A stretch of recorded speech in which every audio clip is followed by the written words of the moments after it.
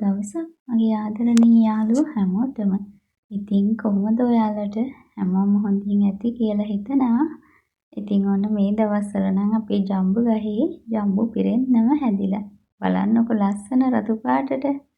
ඉතින් මේ දවස්වල කුරුල්ලෝ හිම මේ ජම්බු ගහේ හරියට ඉන්නවා ගෙඩි කන්න. ඉතින් එයාලටත් මේ දවස්වල කෑම නැහැනේ. ඉතින් ඒ වගේම ඉතින් අපිත් ওই ජම්බු ටිකක් කනවා ඉතින්. ජම්බු කියන්නෙත් ඉතින් අපි වැඩි ගණන් නොගත්තට විටමින් C බහුල පළතුරක් කියලා තමයි කියන්නේ. ඉතින් ඔන්න මේ දවස්වල මම මගේ කහ වගාවේ පළදාව නෙලා ගත්තා. ඉතින් බලන්නකො ඉතින් හරි ලස්සනට කහ හොඳ සරුවට හැදිලා තිබුණා මගේ කහ ටික. ඉතින් මං කහ හිටවල තිබ්බේ බෑග් වලනේ ඔයාලත් එක්කත් මං ඒ ගැන ෂෙයා කරගත්තා කලින් වීඩියෝස් වලින්. ඉතින් කහ ගස් හැදිලා තිබුණු විදිය. ඉතින් මේ පාර මට හොඳ සරුවස්සැන්නක් ලබා ගන්න පුළුවන් වුණා. මම ගොඩක් බෑග් වල හිටෙව්වෙත් නැහැ. බෑග් 6-7ක වගේ තමයි හිටෙව්වෙත්. ඉතින් ඒ ටිකෙනොත් මට කහ කිලෝ 3ක විතර වගේ අස්වැන්නක් ලබා ගන්න පුළුවන් වුණා. ඉතින් අපිට වැඩි මහන්සියක් වෙන්නේ නැතුව මේ විදියට බෑග් ටිකක කහපැල ටිකක් හිටව ගත්තොත් ඉතින් ඒක ගොඩාක් වටිනවා. මුළු අවුරුද්දටම කන්න ඇති වෙන්න කහ හදාගන්න පුළුවන්. මට නම් මේ ගලවන කහ ටික එන අවුරුද්ද වෙනකම්ම කන්න ඇති. ඉතින් ආයේ අප්‍රේල් වෙනකම්ම කන්න ඇති කහ කුඩු හදාගත්තාම ඉතින් ඉතුරුත් වෙනවා. ඒව මං මගේ හිතවතුන්ටත් ඉතින් වැඩි ප්‍රමාණය දෙනවා. ඉතින් බලන්නකෝ අපි ගොඩක් මහන්සි නොවි මේ වගේ දේවල් ගෙදර හදාගත්තොත් ඉතින් වසවිසෙන් තොරව අපේ දරුවන්ට බොහොම සෞඛ්‍ය ආරක්ෂිතව මේ දේවල් හදලා දෙන්න පුළුවන්. වැඩි මහන්සියක් වෙන්න ඕනෙත් නැහැ මේවට.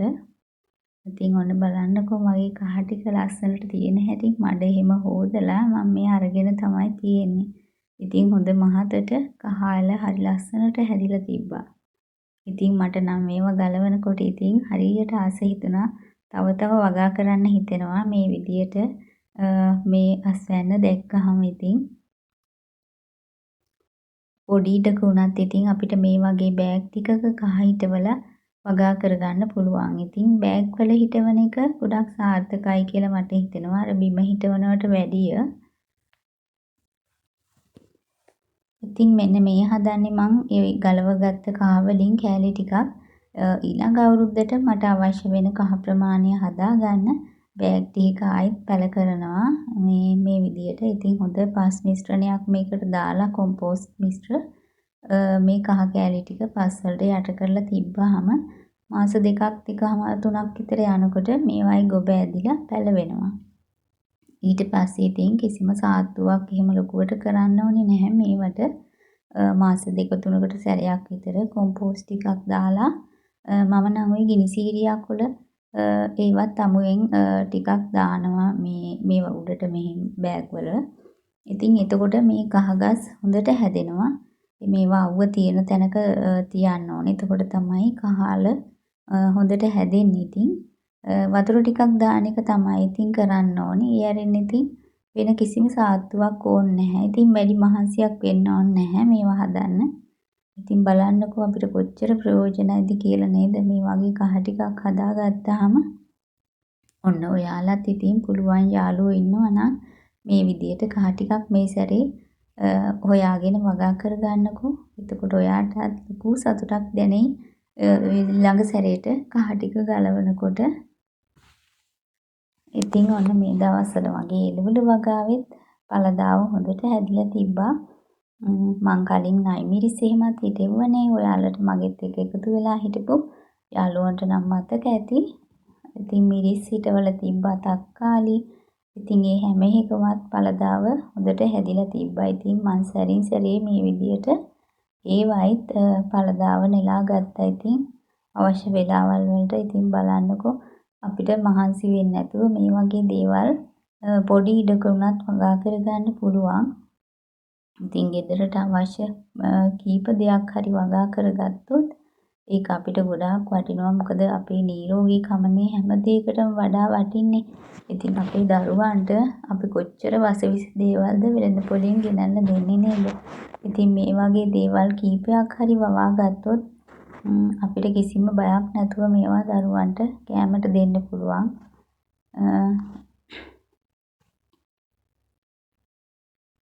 ඉතින් බලන්නකෝ මේ නයිමිරිස් ගස්වලත් ඔන්න හොඳට හැදිලා නයිමිරිස්.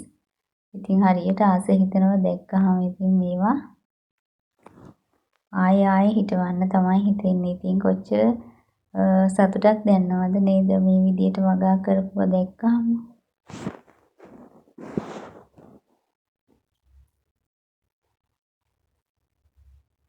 අපි ඉතින් කිසිම රසායනික පොහොර වර්ගයක් දාන්නේ නැහැ. මේවට කාබනික පොහොර විතරයි දාන්නේ. එහෙම දාලා හැදුවත් ඉතින් හොඳට හැදෙනවා. රසායනික පොහොර ඕනි කියලා එකක් නැහැ. අපේ ගෙදර කෑමටනේ අපි මේවා හදාගන්නේ.